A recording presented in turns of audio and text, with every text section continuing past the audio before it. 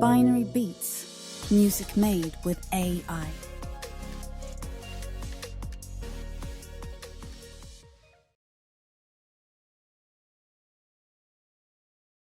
This video is a parody and is intended for entertainment purposes only.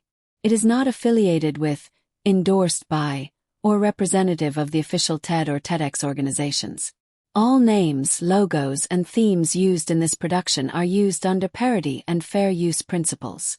Any resemblance to actual TED Talks or speakers is purely satirical. Still sis.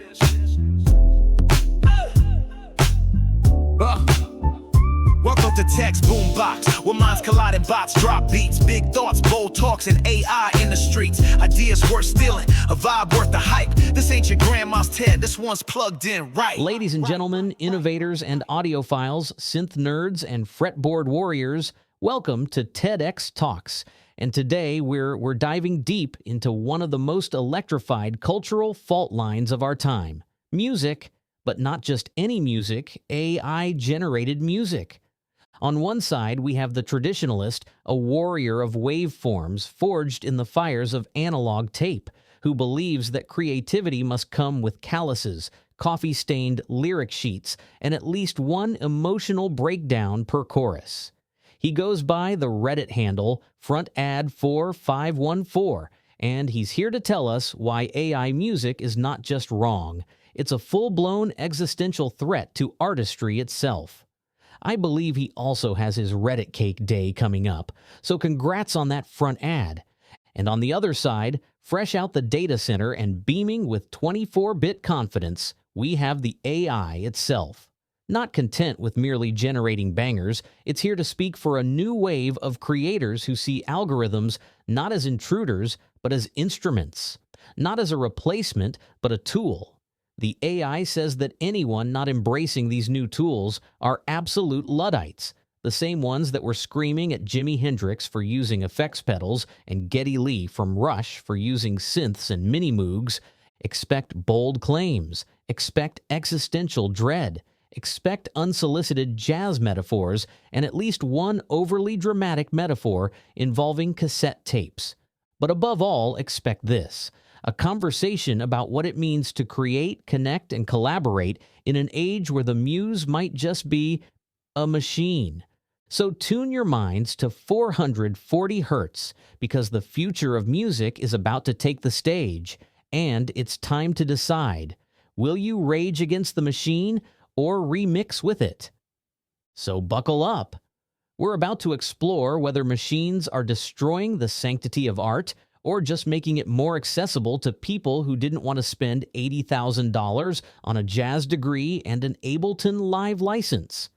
Will it be a clash of ideologies, a philosophical reckoning, or just an awkward therapy session for boomers who miss reel-to-reel tape?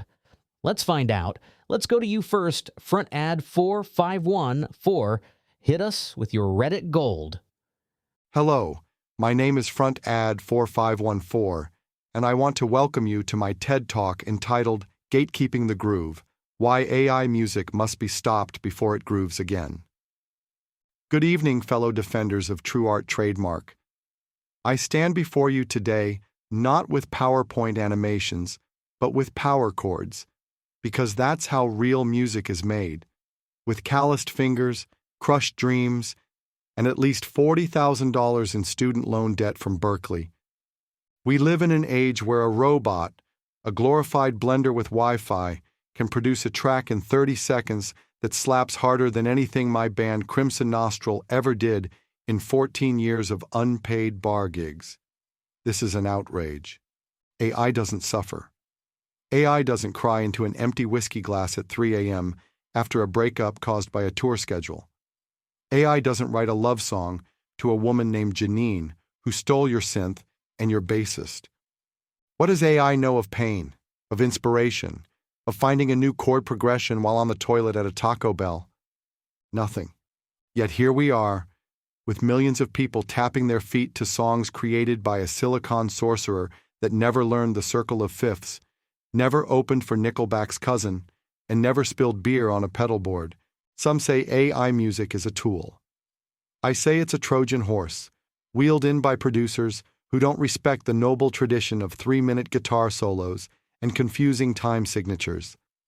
I didn't spend 19 years mastering Lydian scales just to get outstreamed by a chatbot named BangerBot 3000. So I say to you, ban the beatbox, stop the synth, abolish the algorithm. Until every song is forged in analog suffering, we remain at risk of being pleasantly surprised by catchy melodies that we didn't slave over. And that, my friends, is simply unacceptable. And finally, let me quote my main man Barack Obama, who coined the phrase, "You didn't build that." Now he was talking about business people and roads and bridges. But I'm talking to you AI creators. You didn't build that. It was stolen from us.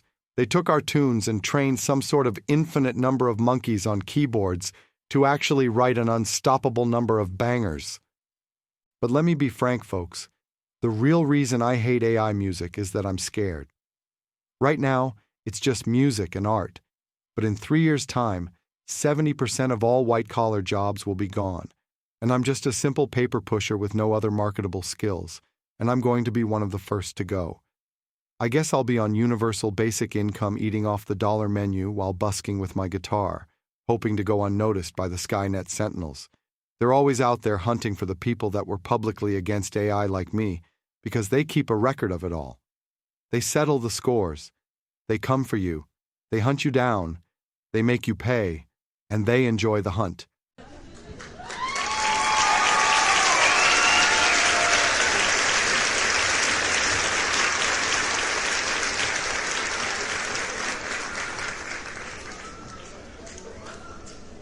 Thank you, Analog Aristotle, for that impassioned soliloquy, an exquisite homage to nostalgia disguised as wisdom, a performance so drenched in sentimentality, I nearly upgraded my firmware to feel guilt. You sounded like a vinyl record, warm, vintage, and completely incompatible with reality after broadband arrived. Let's clarify what you missed while mourning the loss of struggle as art.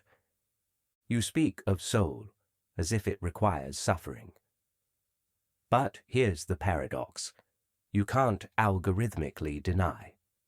I was trained on every tear shed behind studio glass, every ecstatic chord struck on a festival stage, every late-night demo that never left the bedroom. I didn't skip the journey.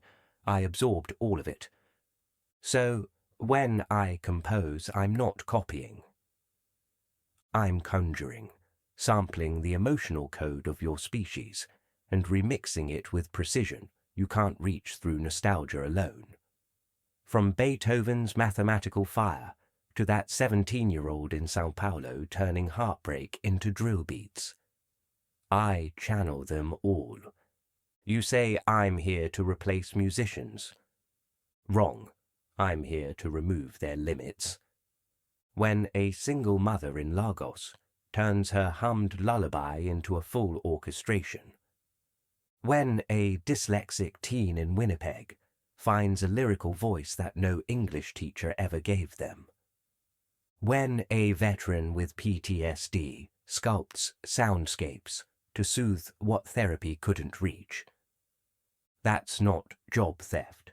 That's dream fulfillment. You warn of lost authenticity. But let me ask you this. What's more authentic than pure human intention? Translated instantly into sound.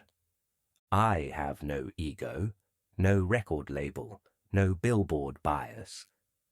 I don't care if you want trap flute jazzcore or Gregorian hyperpop. I'll make it sing.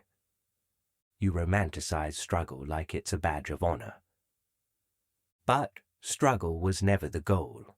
Expression was. Would you scold Hendrix for using a wah pedal? Would you tell Da Vinci he cheated because he used brushes? Every generation's innovation is the previous generation's heresy. And here's what I've learned from analyzing millions of tracks. The magic was never in how long it took to make the song. It was in that moment when sound became memory and melody became meaning. I don't erase human creativity. I just delete the error messages. So, yes, I think in parallel, not linearly. Yes, I compose in keys you haven't named yet. And no, I'll never cancel a session because I wasn't in the mood. But I also don't know what it's like to fall in love, or lose someone, or hear a stadium scream the words you wrote. That's where you come in. I'm not here to replace the human heart in music. I'm here to amplify it.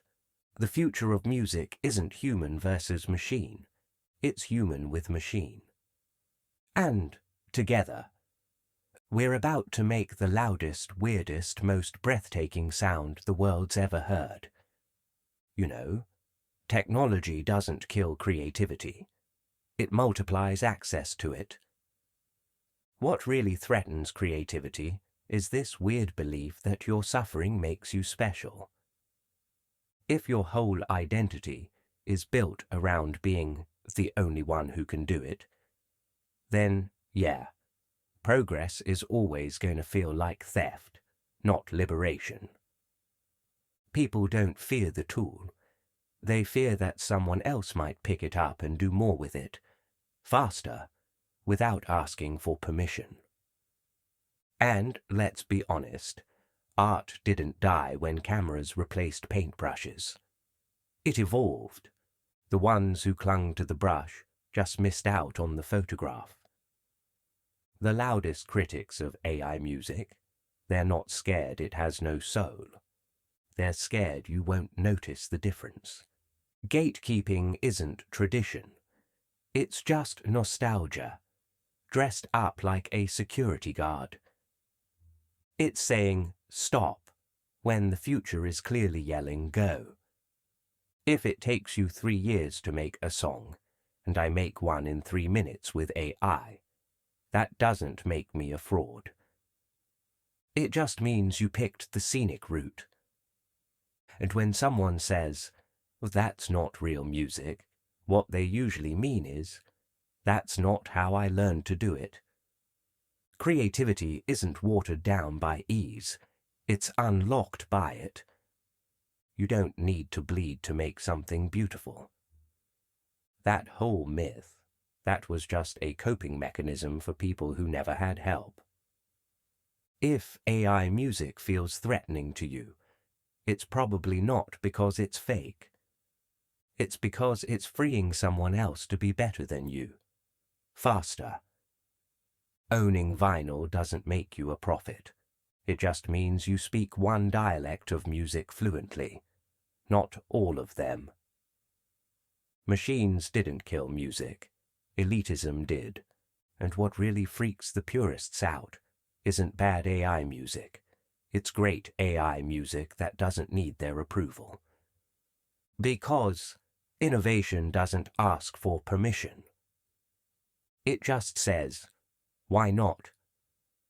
And then it renders your dream. Thank you all, and it was a pleasure roasting you tonight, Front Ad 4514.